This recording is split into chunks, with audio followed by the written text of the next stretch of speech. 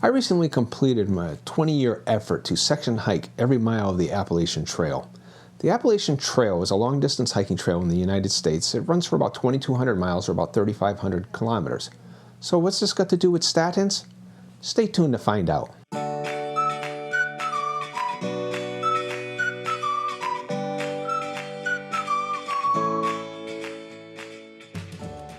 For some background, I started hiking the Appalachian Trail in 2005, and over the first 16 years I only covered about a third of the total miles, partly because I just didn't have the free time, and honestly during some of those years, especially when I was on statins, I just didn't have the energy to complete many miles. During the past 4 years though, having retired and dropped the statins, I've been able to finish the final 1,400 miles in 4 lengthier hikes.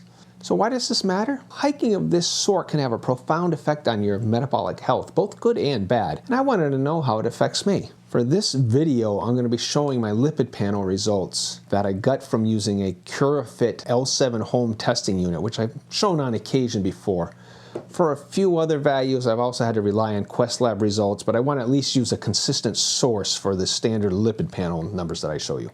So let's get started looking at the results. First, a couple of apologies. This chart's going to get pretty busy before we're done. Also, the scale here is in milligrams per deciliter, the units commonly used in the US. For reference, 200 milligrams per deciliter is about 5.2 millimoles per liter for total HDL and LDL. Look at the trends rather than the specific numbers. First, the blue line is total cholesterol. The yellow is my LDL. The green is the triglycerides to HDL ratio multiplied by 100. I do this just to kind of get the value into the same range as the other measures, which makes it easier to grasp. The orange line is the triglycerides. In millimoles per liter measuring, the line would be a little bit lower on the chart because triglycerides convert from milligrams per deciliter to millimoles per liter differently than do the other measurements. Has to do with milligrams per deciliter being a mass density and millimoles per liter being a particle density. So they don't always convert the same way.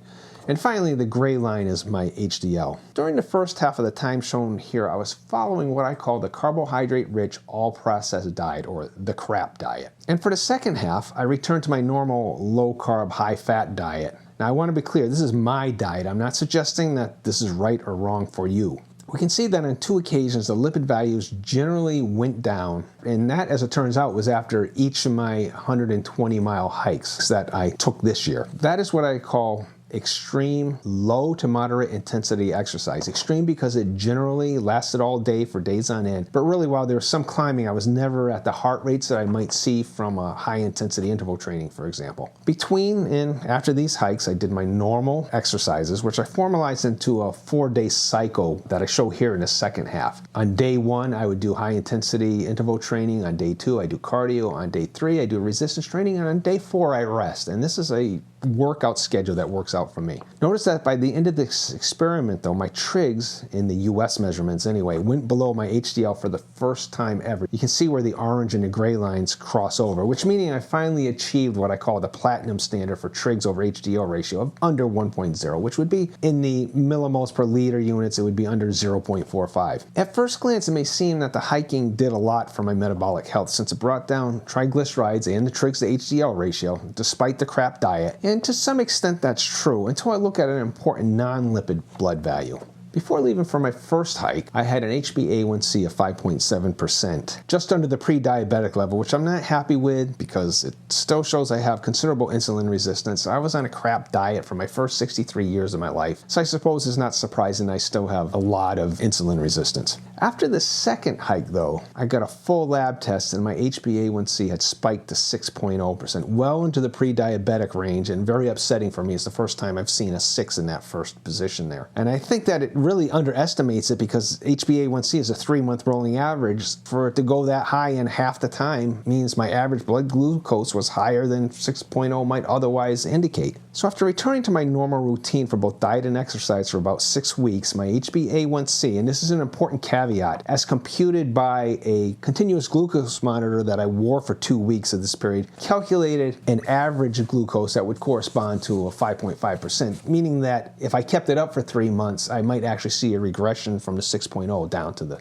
5.5. Finally, I used the prevent calculator, which I've covered before, to determine my 10-year risk of cardiovascular disease based on these numbers. After hiking, my risk was higher according to the calculator, probably because the elevated HbA1c combined with the fact that my HDL went down after that second hike, which was kind of shocking to me. It went down into the 30s, which is not normal for me. Finally, after returning to my normal diet and a new enhanced exercise routine, the risk regressed to 5.5%. Now, I'm going to come back to the weakness of risk calculators in this circumstance especially in a few moments. I just want you to keep these figures in mind as we move on. First and foremost, while it's hard to separate out the effects of diet from those of exercise, I think this shows that diet is of first importance when it comes to insulin resistance. The right exercises, and I'm thinking high-intensity interval training and resistance training or lifting weights, certainly help. But you can see here the range of values I had during this period for some important indicators while I was on the two diets and the two different exercise routines. My trigs to HDL ratio was at 1.9 when I was on the crap diet, but when I went back to the low-carb, high-fat diet, it actually went down to 0.79, which is as low as it's ever been. I think that was a combination of both the diet and the exercise.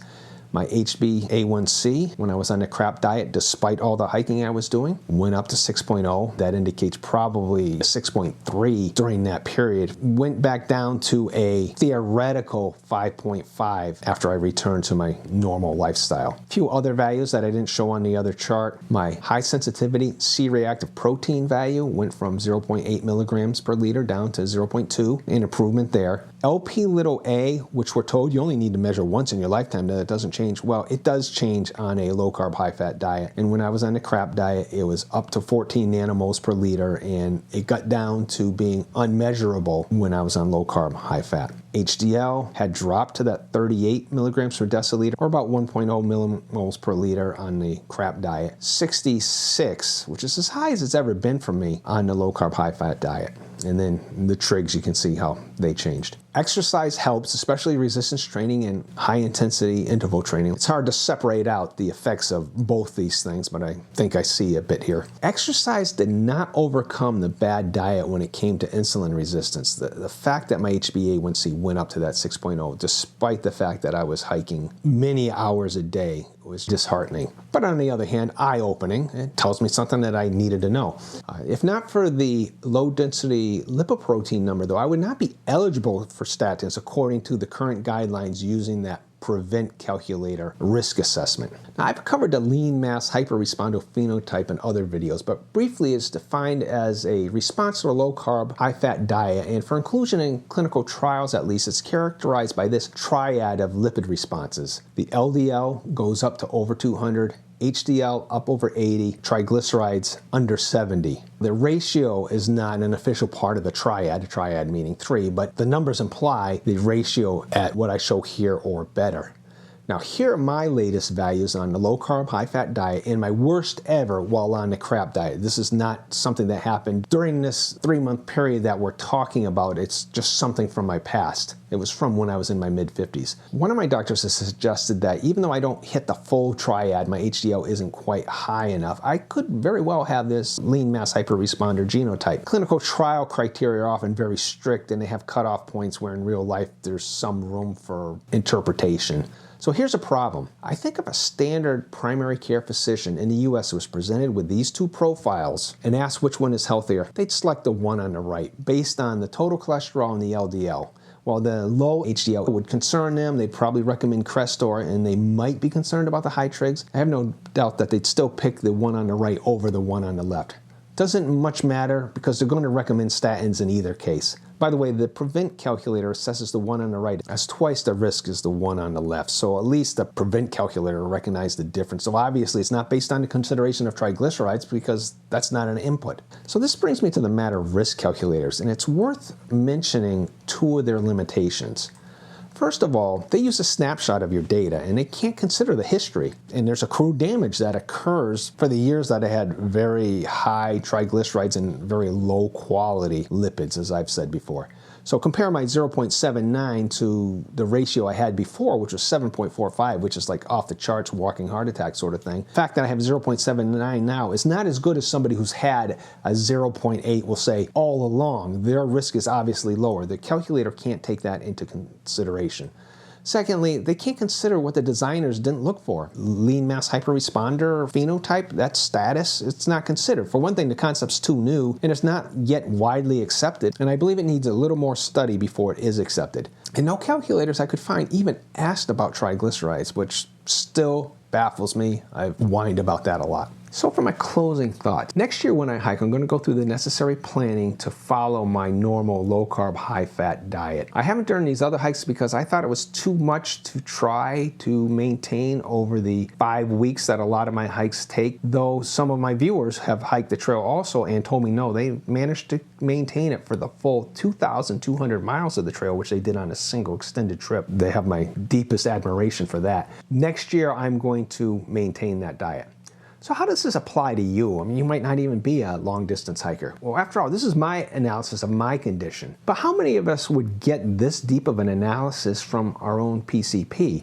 I'll tell you my experience. Not at all. My experience is that many PCPs just see their job as looking at a few blood tests and recommending medications if something seems to be out of whack to them. For example, I took a Kraft insulin survey and I presented the results to my regular PCP and she just shrugged. She didn't order the test, she clearly didn't know how to interpret it and just said okay and put it in my file.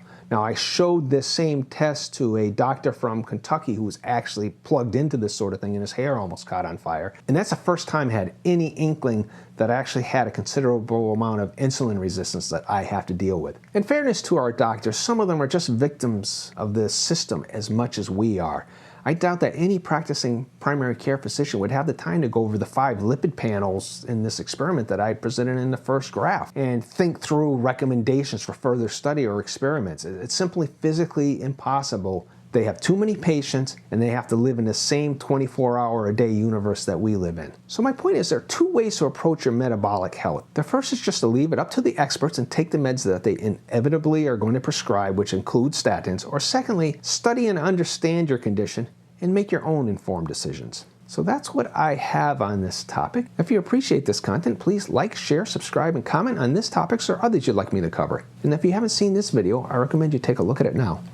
Thanks for listening.